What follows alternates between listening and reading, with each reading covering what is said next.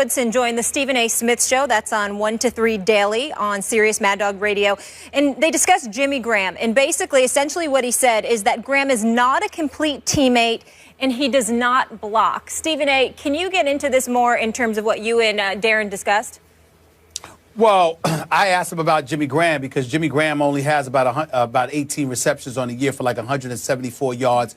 The first 2 games of this season, Skip, as you well know, he wasn't an active participant in the Seahawks offense. And even Pete Carroll came on the record and said, we've got to find a way to get Jimmy more involved. Darren Woodson essentially came on being a football analyst that he is, being a Super Bowl champion, really dissected and analyzed what he saw. And essentially said that he wasn't a teammate.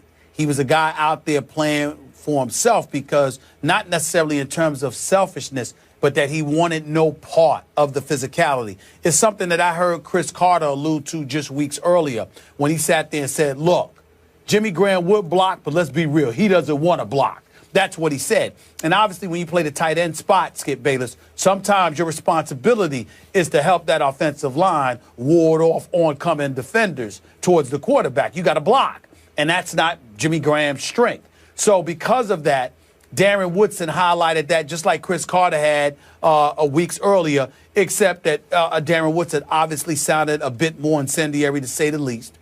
Just basically said that you're not a teammate. If you're not willing to do what your job description entails, then you're not willing to fulfill your obligations. And if you're not willing to fulfill your obligations, you're not really a teammate. You're not a part of the team.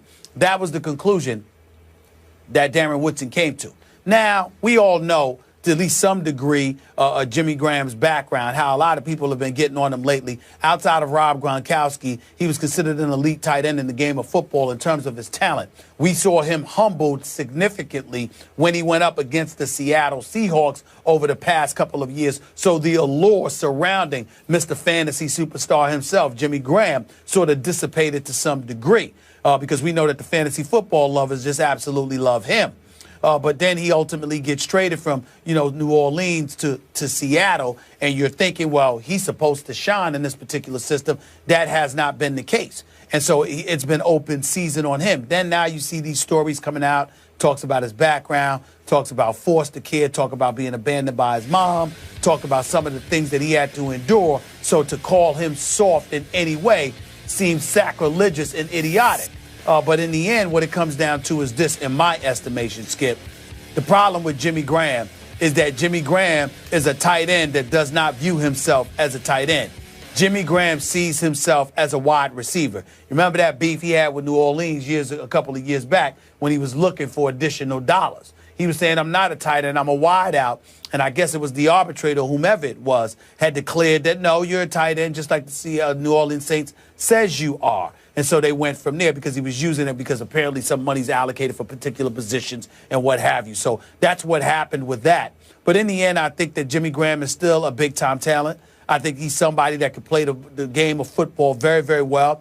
I think it would behoove Pete Carroll, Darrell Bevell, and the Seattle Seahawks offense led by Russell Wilson to get this man more involved, because the more lethal Jimmy Graham becomes offensively, the more of a problem Seattle's offense is going to cause for opponents. With beast mode Marshawn Lynch, with Lockett and those boys, I think they can make some noise. But obviously, people are down on Jimmy Graham right now, and Darren Woodson is definitely first and foremost on that list.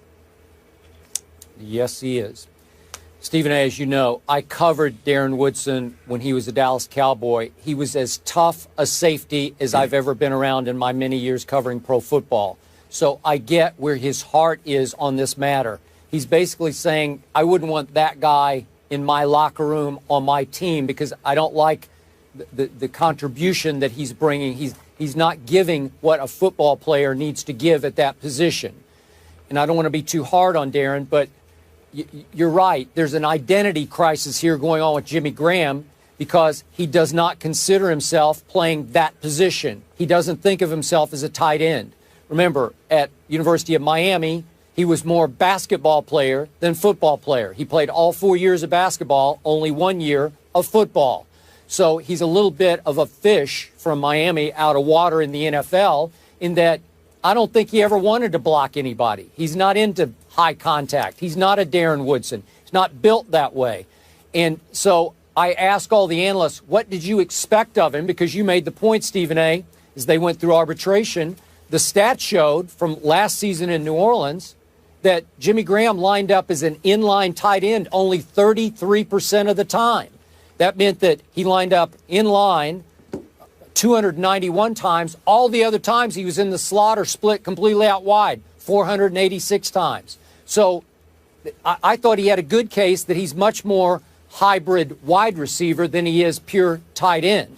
So when he got to Seattle, you and I talked about, man, how are Cam Chancellor, Richard Sherman, all the rest in the Legion of Boom, how are they going to accept this? Are they going to be able to toughen him up in practice? Well, so far, not so good. Now, do they resent him? I don't know. I don't have any idea. But he's so far having a hard time fitting into the Seattle offense, and it may be a little bit because there's some resentment that he doesn't do the dirty work, as Darren Woodson said. But I don't think he's capable. I don't think he's built to do the dirty work. I think they just have to accept him for what he is and isn't. Well, I think they have to remember the number one reason they brought him to Seattle. Bottom line is they didn't bring him to Seattle to block. I understand that's part of his responsibility, but they didn't bring him to Seattle for that. They brought him to Seattle to catch the football. They brought him to Seattle to be their version and the NFC's version of Rob Gronkowski, because we all know as it goes for tight ends, he may be the closest thing to Rob Gronkowski out there in terms of route running and catching the football from the tight end slot. If they utilize him effectively, none of this is an issue. I promise you. The Legion of Boom is going to look at him and his ability to elevate Seattle's offense, and they will gravitate to him in a heartbeat. But you don't ask a guy like that to block that much. I don't care what anybody says. You just don't do it. Because not only does he not want to, but he's not built for it, okay? He's a big boy, but he's not big and rugged like Rob Gronkowski. He's just tall and athletic. There's a difference. And when you have somebody like that, you've got brawlers and you've got boxers. He's a boxer. He's a finesse guy. He's gifted in skill. I agree. There's no rough and ruggedness to him. He might be internally stronger than they're giving him credit for, but he's not a rough and rugged kind of player. He's more finesse and skilled. And when you know that, you can't put him in a position where you're asking him to be Rough Riders. I do understand, though, where it's coming from. Remember what I told you Cam Chancellor and the Legion of Boom told me a couple of years back? We teach everyone here to attack your fears. Whatever you fear, go out there and do it, because we don't want you doing it. I don't think it's a matter of Jimmy Graham being fearful. I think it's a matter of him feeling like he's not productive unless he's catching the football and making things happen as opposed to blocking. That's part of his problem. Okay. So somebody's going to have to get into his head and modify his mindset to some degree, but at the same time, they're going to have to learn to appreciate the gifts that he brings to the table, because they didn't have it before he arrived. That's why they went out there and got him. Okay, so Stephen A., this is your other Super Bowl team, the Seahawks. They going to win at Cincinnati Sunday? I believe they will. Their offense is giving me no reason to believe that, but I think that they'll come alive and they'll show up for this game. Cincinnati's very good. They're very gifted. You know, I have no faith in them in the postseason, but I think they're legit in the regular season. But they're not going to go undefeated. I think they're ripe to be had. I think that defense is big time, but I think Russell Wilson could do some things against them, and I think the Legion of Boom is going to rattle Andy Dalton. I think as pretty and as nice as he has looked throwing the football, I think he's going to be made to be very, very uncomfortable this coming Sunday. Give me a score. I'm going to say Seattle 22, Cincinnati 20. Really? Okay, so you at least have it close. It's going to be close. I completely disagree with your take. I believe that your Seahawks stole a game on Monday night, short turnaround on the road to Cincinnati. They were very lucky to get out with their, 2-2 life after Monday night. Should be 1-3 going to Cincinnati. We both agreed that we didn't love some of the things we saw offensively. Russell Wilson turned the ball over a couple times. Then the defense giving up a near 91-yard touchdown drive, nearly to end the game. Not a great sign. Cam Chancellor still trying to sort of find his way back into the Legion of Boom. Obviously slightly rusty here and there, though he made a great play that looked like it had saved the game until the bat out of hell play occurred. So I'm going to go with Cincinnati here because I'm starting to believe in the Bengals. I did not even have them in the playoffs, but my eye test is telling me they have a different level of self-confidence this year than I've seen in the past.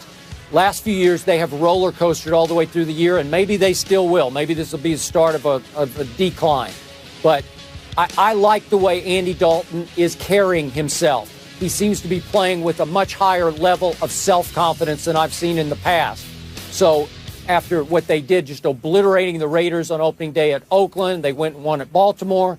I'm going to go with them. I got a close score, too. I got 21-17 Bengals over your Seahawks.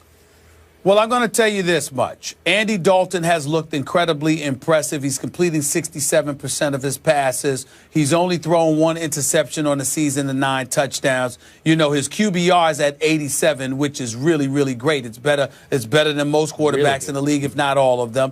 And then when I look at Giovanni Bernard and Jeremy Hill, I give a lot of credit where credit is due. And, of course, A.J. Green is one of the top 5 receivers in the game of football. And this defense is no joke either. But I do believe, Skip Bayless, that it may very well be too good to be true. Andy Dalton, in my opinion, can't continue to play this way. I could be wrong, but I don't believe it. What I would say is this. I want to give Marvin Lewis, who obviously I've called out on many occasions, I want to give him credit and be fair to him for the outstanding job that he's doing thus far.